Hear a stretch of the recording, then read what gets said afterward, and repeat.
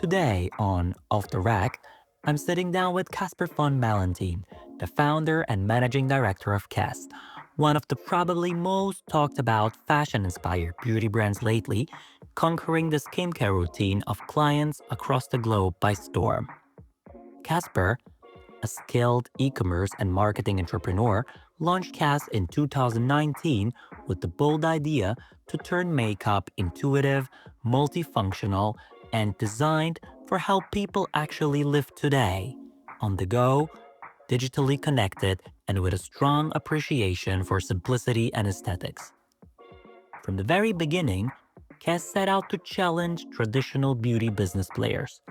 Rather than overwhelming customers with hundreds of products, the brand focused on a curated range of essentials that are vegan and cruelty-free, easy to apply, and built to fit seamlessly into everyday life, whether at home, in the office, or on the road. In just a few short years, KESS has transformed from a direct-to-consumer startup into a recognizable name in the European beauty landscape.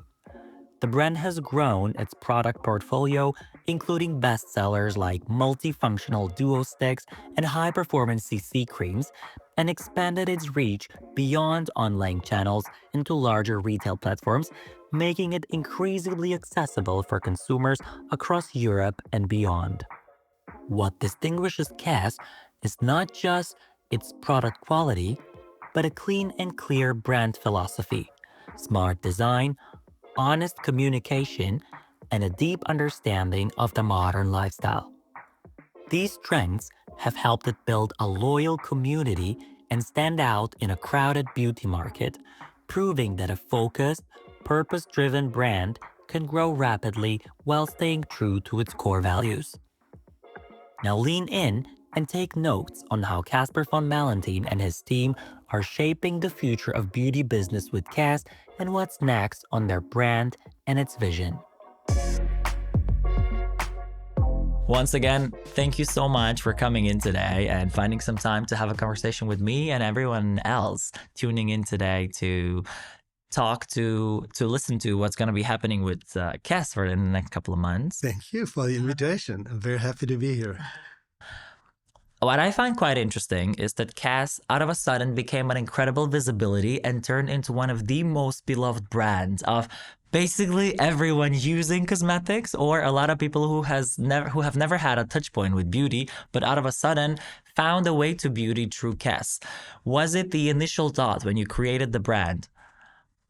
Maybe yes. I mean, in the hindsight, it's always easy to say there was a certain plan behind things, but the idea when we started KESS was mainly towards a certain target group, a certain profile, a certain need.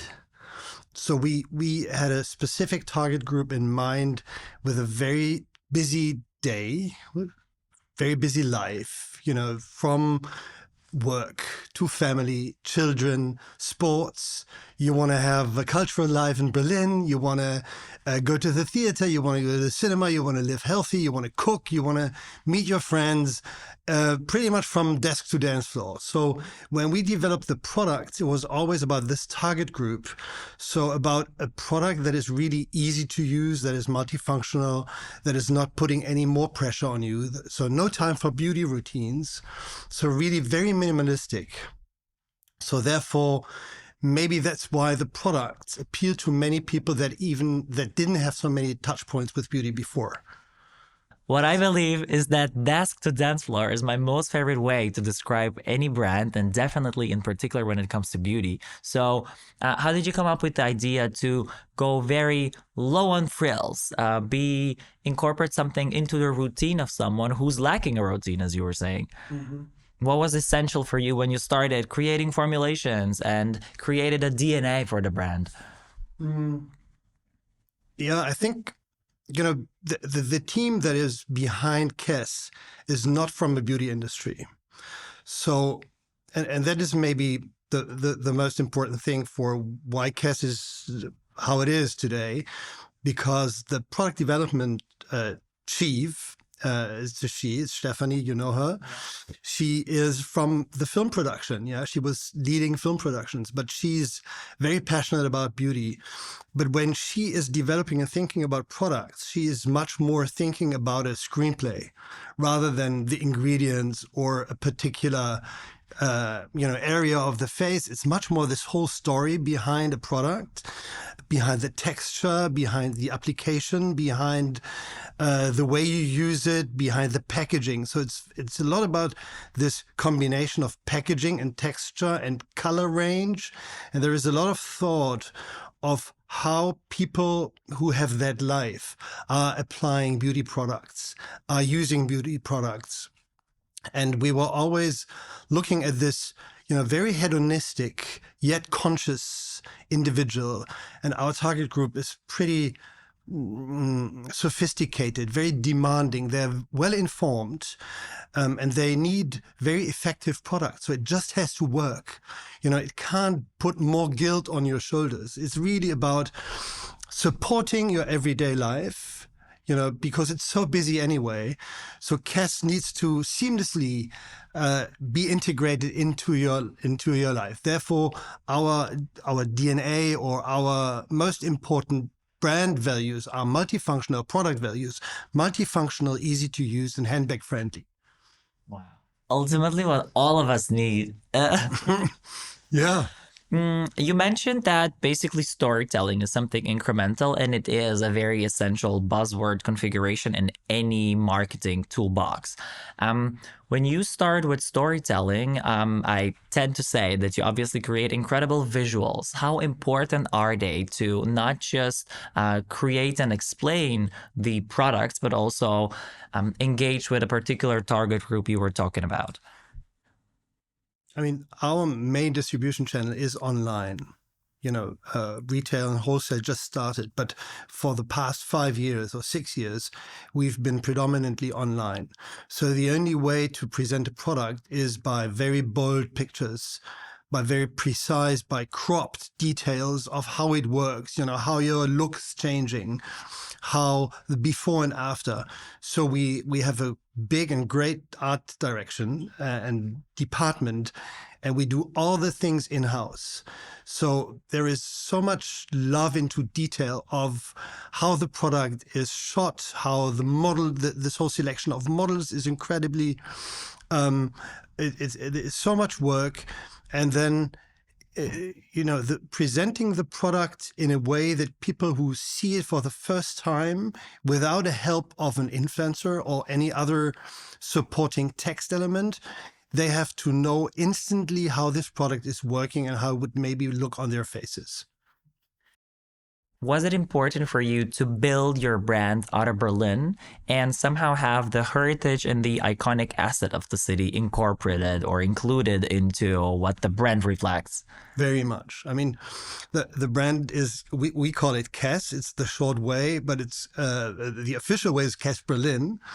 And yes, when we were, starting to think about building a direct-to-consumer brand, we were in Berlin and we had workshops and we've been in meeting rooms like this. We didn't have an office. It was this group of freelancers.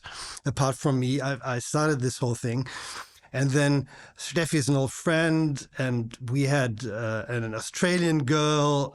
She is from the beauty industry. And we had this diverse team of people. And we all discussed, actually even Copenhagen or Paris or London, like many other beauty brands. But then coming from Berlin and looking at the city, and, it has so much impact on us. And we thought a brand like this, which is so open-minded like the city, which is so inclusive like the city, which is so approachable, which is sort of also a little bit cheeky. This is, when we thought about a brand, this is perfect for a product. This is exactly what we want to create. And then if you look at what Berlin is doing to us living here, nowadays it's even more professional than it used to be like 15, 20 years ago. But it's it's so inspiring with all the old and the new. There is so much going on in fashion. There is so much going on in music. There is so much going on in art, in design. And this all has impact on us and on our product creation, on the brand values, which are like Berlin. It's modern, it's vibrant, it's confident, it's adventurous, and it's cheeky. And cheeky is the word KESS means cheeky. It's a very old-fashioned German word, but it means cheeky. And I love how you translated it into so many different languages and basically gave it a very own narrative and meaning. You mentioned that starting up a brand is not necessarily easy, no matter where you're located geographically, but can you tell us a tiny bit more about the start? So you started with a team of 3 to 5 people, as far as I know. And how did it develop over time? When was the first time when you were actually seriously thinking and telling yourself, oh, here we go, we're running a huge company now, or like we're going into different markets, we're developing more and more and more products? Like, when did it start to channel into a more than just a dream and into like an idea which had an impact on the market? Yeah. I mean, 6 years ago, there was this time when we had more and more direct-to-consumer companies, and all of a sudden, products that have not been sold online so well were sold online because you had this new way of talking to customers, this direct way, which was mainly impacted by, personalized newsletters, very niche blogs. If you remember Journal, still big. If you think of My Little Paris, which is such a lovely newsletter. So there were individuals talking about products and, selected and handpicked recommendations to an audience, and everybody found his author, his influencer. And then this became an industry, the influencer industry. And it's the same. My background is teleshopping. So it's the same that I saw at teleshopping. It's someone, a host and a supplier, being in front of a camera, and they explain a product and they give you a little education and they tell you the benefits. They explain exactly why this product is great. And teleshopping, I know it's funny from most of our generation, and the younger generation is very, very funny. But for the generation 55 to 75, it's essential. It's a very personal contact to this host, although it's one to many. It's a TV show. But there is a direct line and you call and it's a live show. And this is transformed into the online world. And this is pretty much the basis of when we were thinking, okay, if they can sell glasses, if they can sell fragrances, why not sell beauty products? And then the established brands, all the big corporates, they have been focusing so much on the wholesale. So there was a gap which you could fill. And there was just this market that was available, and people tended to accept that there is an explanation. And even, beauty products like skincare and hair care and also makeup could have been sold online. So we were thinking, okay, this is a great opportunity. And then we had this idea about KESS, and then we found this great brand name, and then we had this the storytelling behind the product, and all of a sudden it all came together and it felt so well. And then we started it in 2019. Wow. And I'm really happy to see and witness how well perceived it is also internationally, because no matter how many of my friends or my community I talk to, everyone has had a touch point with KESS, be it through one of those particular influencers, as you call them, or one of these spokespeople for the brand, or through recommendations, through magazine or any other multipliers. How important was it for you to get international with the brand when it comes to communication? Because basically starting the brand off digitally as a D2C entire concept, it was giving you access basically to every market. When was the point in time when you decided to say, okay, we need to start getting more punctual into particular markets, into developing and entering different markets with a particular different strategy? I think for the first 2-3 years, we were really focusing and trying to professionalize the processes in order to fulfill the needs from our customers in the German-speaking countries.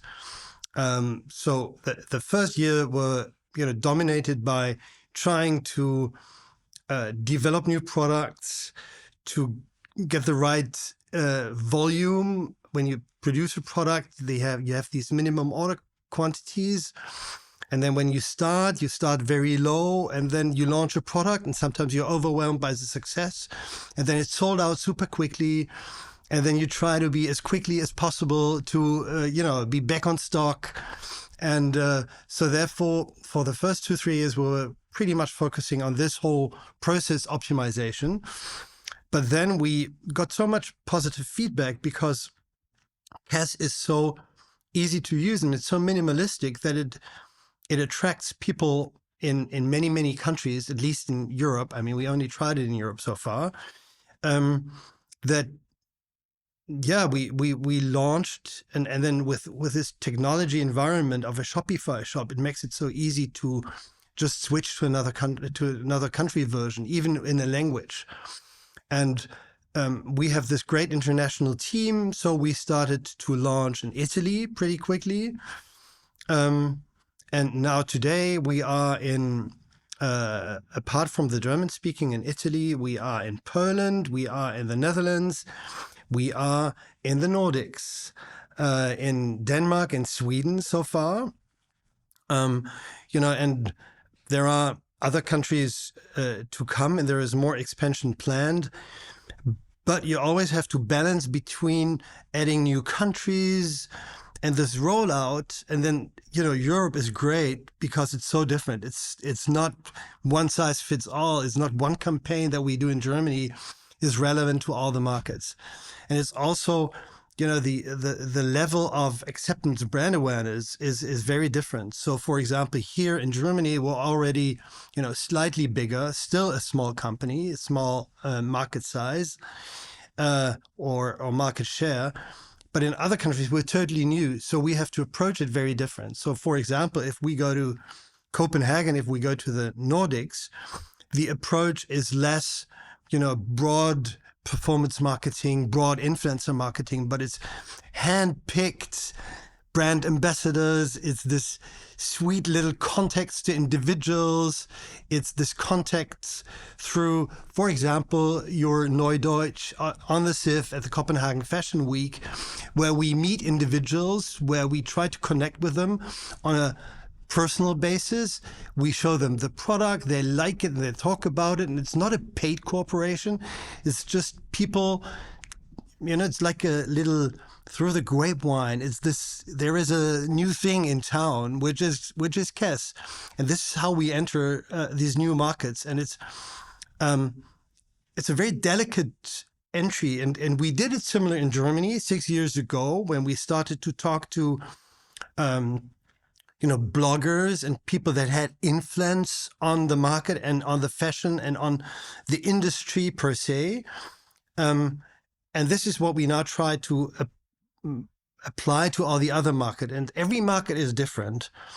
And also the reaction from the market is very different. So, for example, in Denmark and in Poland, people buy us. It fits.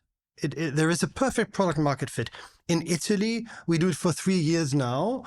And just now we found a way on how to succeed. So it took us much longer than expected. What do you think is different when people experience and perceive a beauty brand when it comes to cosmetics? How hesitant are they to try a new brand as you were? Because KESS Berlin has been around for 6.5 years by now. We're celebrating our 6th birthday today. Oh, wow. Julian, oh, my God. yeah. That's an honor. That's an honor.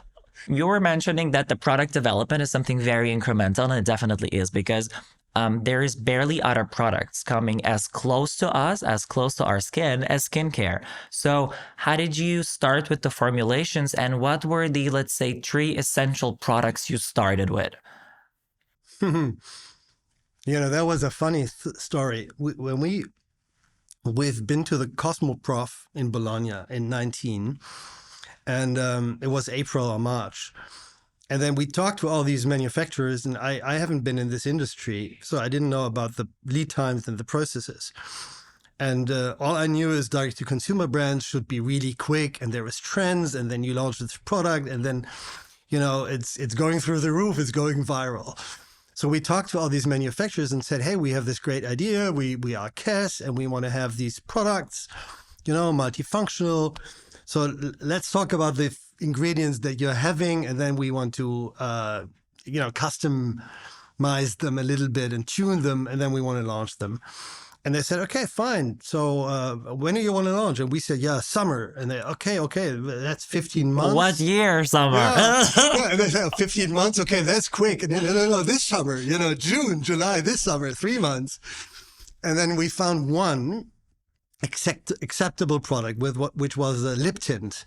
And we thought that's a fine thing because it was matte and it was a great texture and it was sticky and it was kiss proof, and we thought it's a great product to launch. And in parallel, we wanted to launch the Duo Stick, but it took us much longer with the Duo Stick. So we launched with a lip tint. It's no longer in the program, but it was a great product for 3 years. And therefore, October is our real birthday. We launched in June with this lip tint, but the big launch was with the Duo Stick in October 2019. So the Duo Stick was the first product, and the Duo Stick is pretty much exactly what KESS is all about.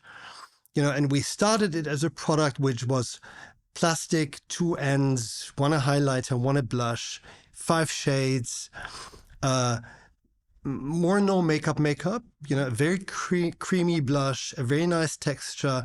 And then with the highlighter, you could build it and be either more dance floor or more desk. So it's a perfect product from our perspective. But it was plastic and it was, pre-assembled. And then we turned this product into something new, which is now made from aluminium, so more durable case. It's refillable. So we took out this pre-assembled, and people now have the choice between 15 shades, I think. And we also developed in-house a click-in brush, which can be turned and be either fluffy or more precise. And therefore, this Duo Stick, is a perfect example of how KESS developed from a launch with a certain idea, not perfect, but we launched with an okay product, and now we turned it into a very perfect product. Yeah. So it's been an incredible journey from all of you, basically learning into the first product and developing into so much more. You mentioned sustainability, reusability. How do you as a brand react to the expectation of clients worldwide that sustainability should be incorporated in every product they apply on their skin? Sustainability is obviously a super important topic, and it's actually part of our brand, but it's not a differentiating factor from our point of view, because we look at sustainability of, it's a must-have. You have to be really smart when you develop a product, and smart means you have to look into both the texture and the packaging and the way you ship the products to the customer. And when you look at our shipping boxes, it's a paper envelope, is 100% recycled paper, and it can be recycled. So there is no plastic. And for protection reasons, you always want to have something bigger and more paper, and you want to have maybe little glitter and frills and fuss in the box. So the unboxing is great. But from day one, we decided not to focus so much on the unboxing, but on the sustainability aspect of the packaging. And we have small paper envelopes, so they fit into the letterbox. So people receive the parcel at home. They don't need to go somewhere on a Saturday, which is a pain if they're at work. So sustainability is from texture. We are all vegan. We didn't start all vegan, but we became all vegan because we saw it's a requirement from many people and from our community. And therefore, we found solutions to replace certain ingredients which have not been vegan for example, the colors of a lipstick. It's much more complicated to find a vegan texture which is great in performing. But we are not natural. So we look at it, and also the industry, I think, is developing in this direction of clean and functional, with minimal irritants, but a nice combination of natural and synthetic ingredients, which need to be effective because people want to see a result. They need, either on the skin or with a color, or it needs to do something with your face. And therefore, this combination of natural and synthetic ingredients is great. It's also safe for the user as well as for the planet, because very often synthetic ingredients that have been created in a lab are much better than you take them from the nature. Yeah. So, but I think sustainability, as I said, is an integral part of a brand and needs to be. And you have to think of everything, as I said, from the texture to the secondary packaging to the way you ship it. But I think one day, hopefully, it becomes commodity and every brand will have sustainability as a key feature, but it's not such a differentiating factor. How do you see the beauty industry changed after you started with KESS, and how do you believe it's going to be changing in the next 5 to 10 years? Well,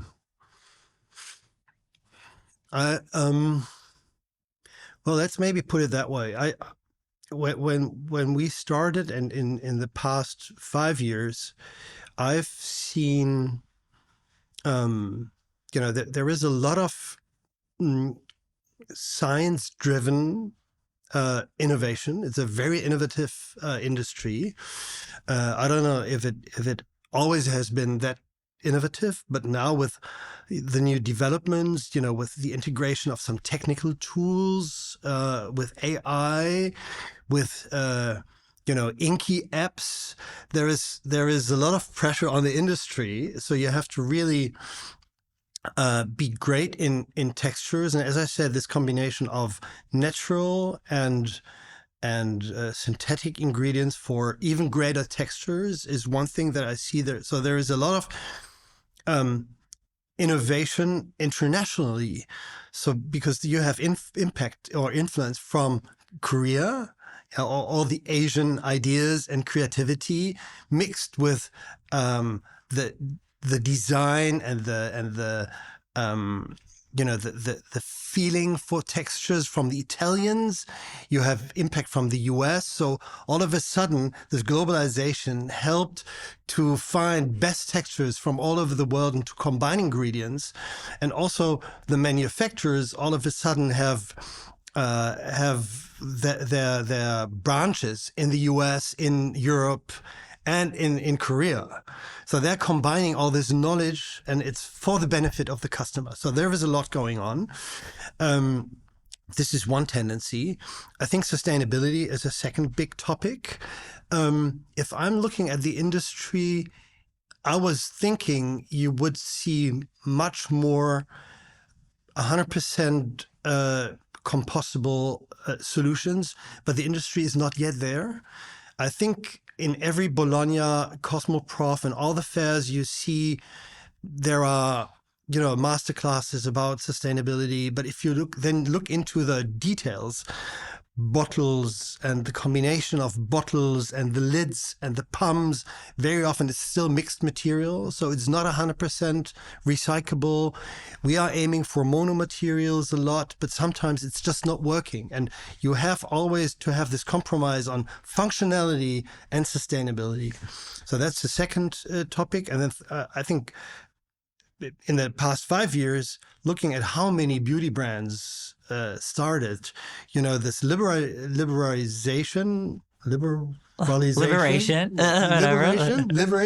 Is it?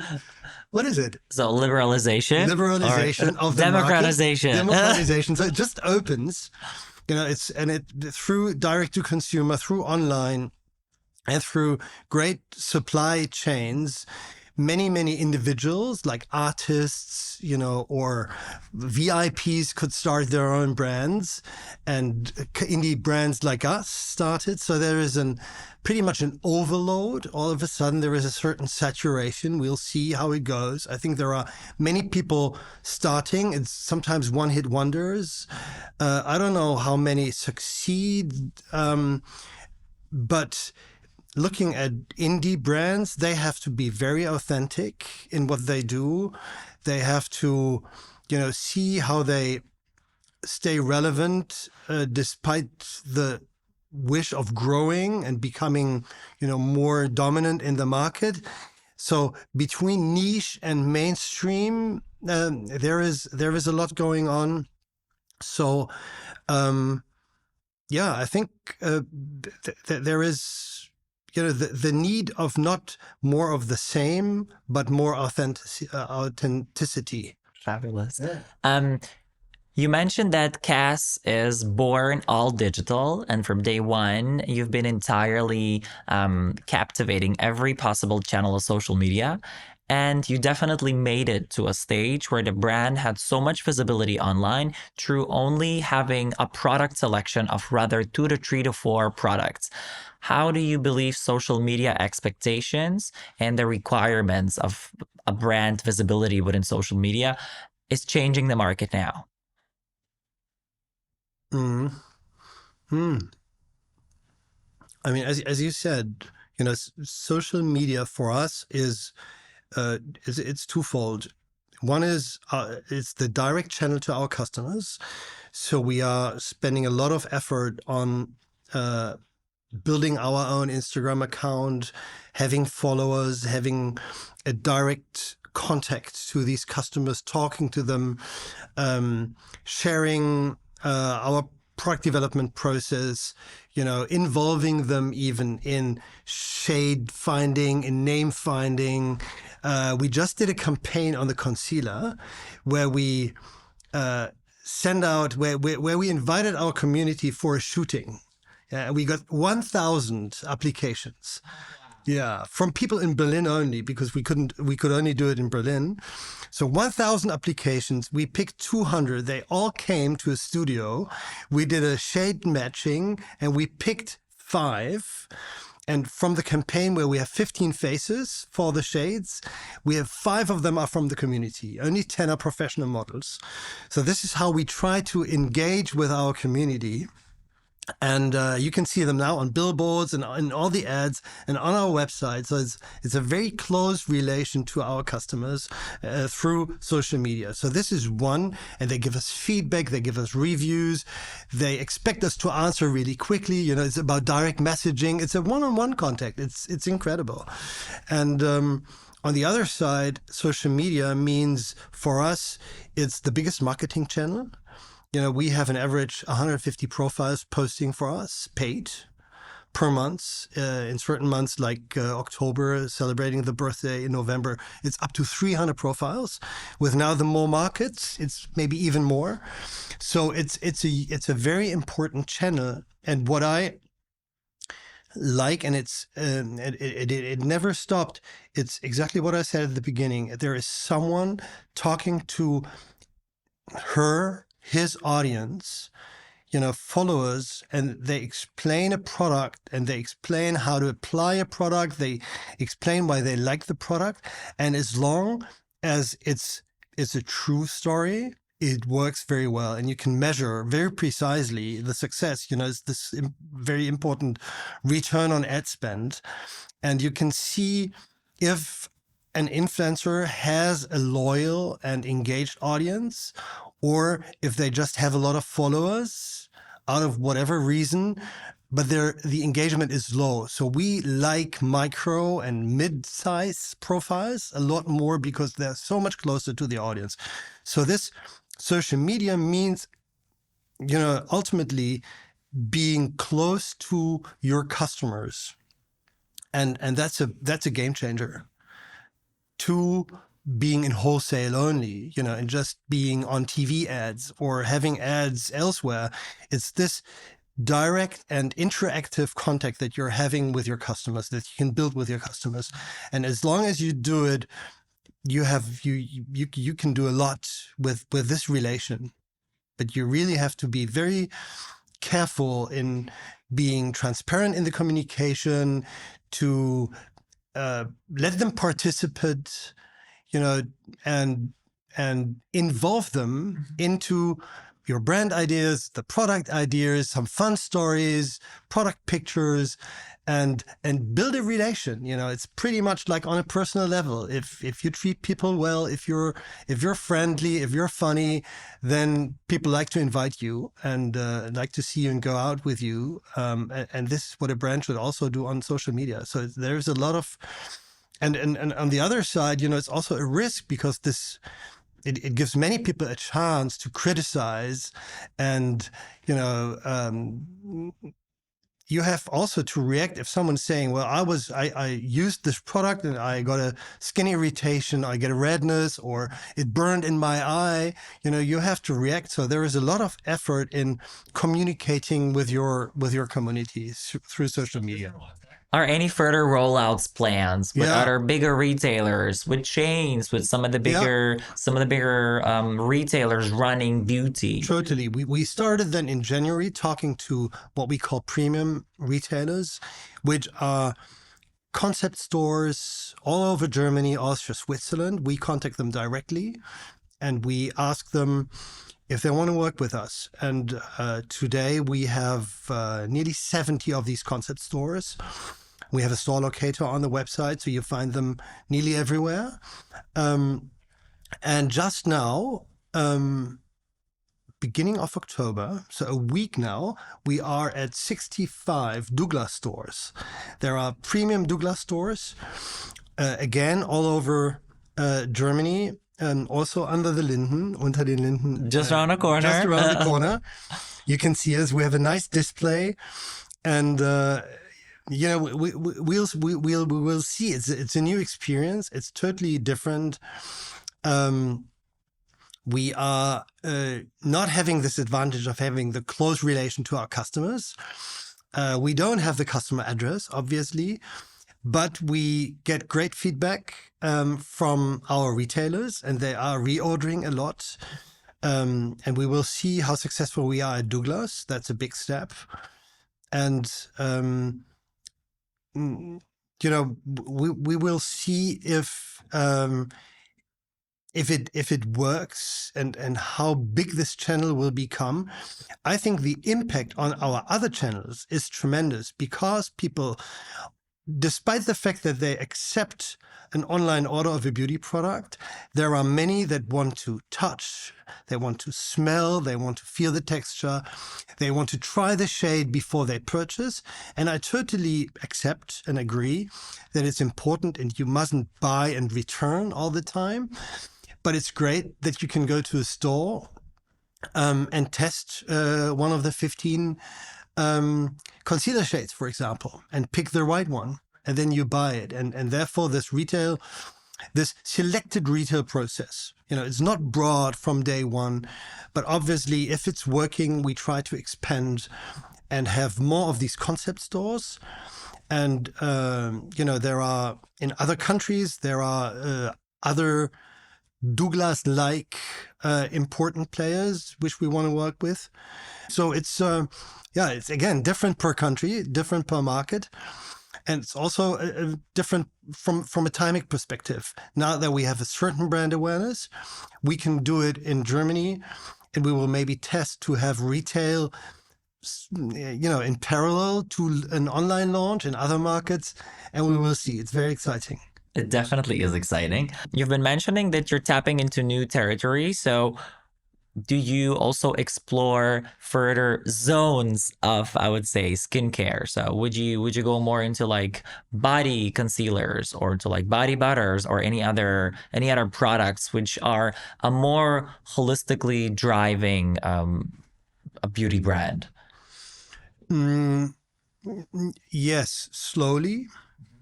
I mean, the CC cream is a good example. It's a hybrid product already.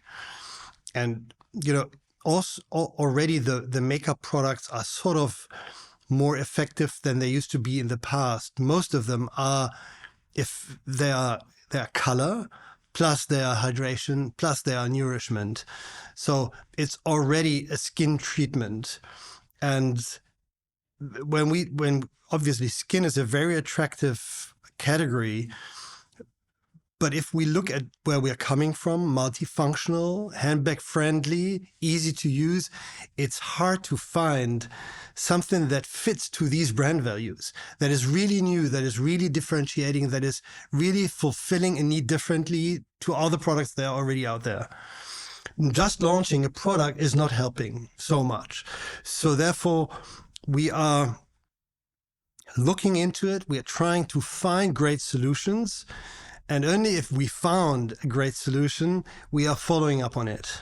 What are you working on now? Like anything in particular, like be it a new line of lipsticks, be it like, I don't know, like nail polish or any other territories you're tapping into? You have to come to our office and look at the desk from the product development team. It's a crazy desk. There are so many things going on, and in parallel, we're looking at all these things. And as I said, one day the storytelling, there is a good story, which you want to do. So yeah, it's skin we look at. It's we are adding certain colors to the duo stick. We are working on generating more refillable products of the existing ones. We have a bronzer, we have a setting powder. This is going to be a refill by next year. We are working on a mascara. And a very nice mascara. We have a very successful mascara. I love the pocket size of the mascara. The pocket size of the day mascara. Yeah, it's a great product. But there are, from the community, sometimes they request new things, new developments. It's some color extensions. And there is one very exciting launch at the beginning of next year, which is a fragrance. Wow. Yeah. This is major. Yeah, this is a really big step. And if, and then again, it all has to fit into our brand. It has to fit into our promise of being handbag friendly, easy to use, multifunctional. And sometimes that's limiting. It's not like we can launch any product. We would love to, just because the market is big, from an economic point of view, it would be great to enter skin. But if we don't have the right product, we wouldn't launch it.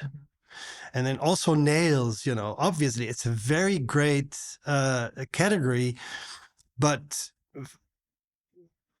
ticking all the boxes with a product, it takes a long time. I love to hear how focused you are on the perfection of anything which you currently run, and that you're rather, very cautious when it comes to developing new products and tapping into new territories. Yeah. But have you been inspired by particular brands when you were brainstorming about the launch of KESS? Have you had a couple of benchmarks which you are currently on the way to reach? Yes, definitely. I mean, we were definitely looking into, all established brands, but also direct-to-consumer brands. I was mentioning Glossier earlier, and we like a lot about Glossier. We like, this community approach is great. Many of their products are great. It's great how they even became a lifestyle brand with some of their accessory, and so we are always looking at Glossier, and we think it's a very interesting brand.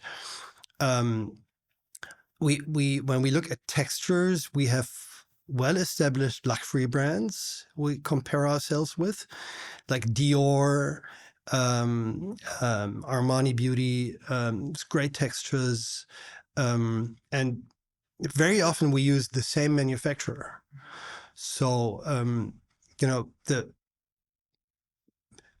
definitely there is a lot of impact by other brands, but then we tuned it and we combined very often, and that's maybe the difference, and why KESS, despite the fact that there is so much competition in the same segment, KESS is special because we combine this texture with the packaging. And I think this conceptualization of a story is what makes KESS stand out, although we are orienting ourselves on other brands. We spoke about retail. We spoke about a couple of very exciting product launches coming this year. But when you outline the next 3 to 5 to 6 years, what are the milestones you see on your path?